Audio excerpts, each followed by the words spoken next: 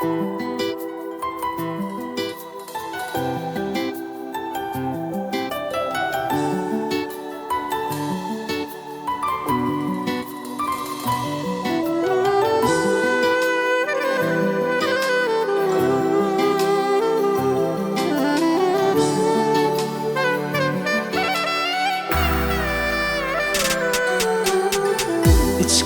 tanıcık bol tirkeşen çağım, katnaşıkçın dostluk doğunun biter. Hiç dosta bilinme barlığın yoğun, ilkeçin dostladan aşnanın biter. Çın dost şerik adavrayını kışına, çın dost hurmat koyar gelir kaşına. Çın dost bağıt kuş itecek başına, çın dost dildin ağır lukmandan bitirir.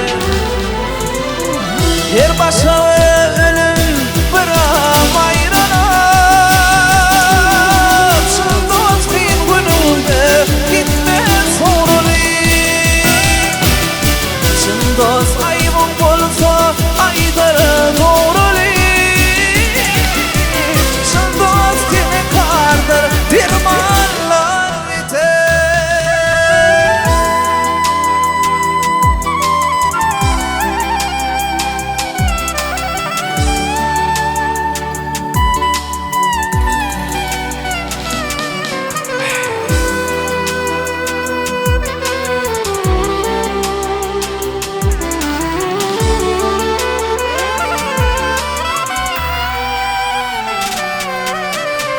Dost var aş başına zihvedet şeter.